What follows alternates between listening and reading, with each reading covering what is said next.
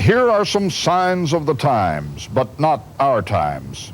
These are signs of the times when stores offered dry goods. Player piano times, when every town had a Roxy, and there was dancing tonight at Danceland.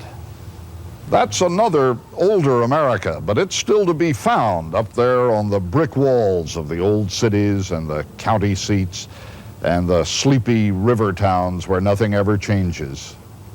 Some good sign painter using good paint did his job in New York back when dresses looked like that, or in St. Louis when telephones looked like that, and they never tore the building down, and no other advertiser ever wanted the space. And so a reference book to this century is left up there on the walls in fading pastels. Buy more war bonds for victory, it still says on a wall near Times Square. You know about when that was painted, 42 or 43, war years. Admiral, the new cigarette, not made by a trust. That would go back to the teens or 20s, trust-busting years. But the trusts must have busted Admiral cigarettes. In Chicago, the Daily News has been out of business for 6 years now. There's something sad about a living advertisement for a dead newspaper. The Amateur Hour on WGN has long since signed off. But these aren't all ads for moribund companies by any means. Dodge Brothers Motor Cars are still with us, as you must have heard. And on these walls you can read the history of the whole industry which sprang up to keep them rolling.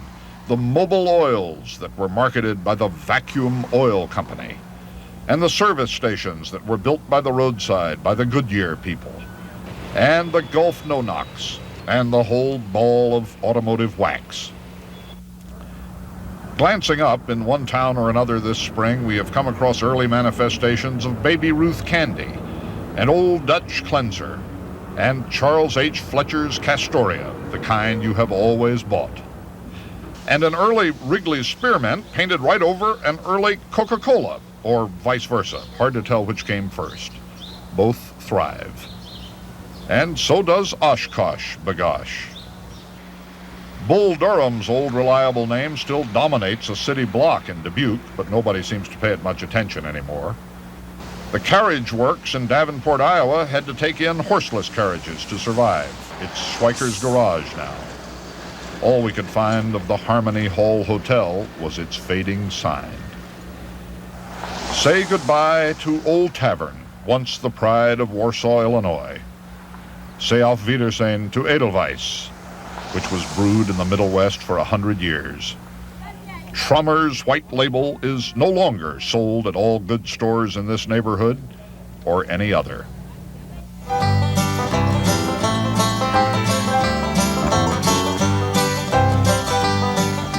On the old walls of America, we've discovered a country where a man could buy a suit for $20 or a diamond ring for $5 down. $3.50 would buy you a pair of shoes in New Orleans once, or a night's lodging in New York. Woolworth's doesn't call itself a 5 and 10 cent store anymore, but it used to. For 5 cents, you could have a cup of coffee. For 5 cents, you could have a box of Sen-Sen, invaluable to singers and speakers. For 5 cents, you could have a snorkel, whatever a snorkel may be, or may have been. It's a different country, up there on the old brick walls.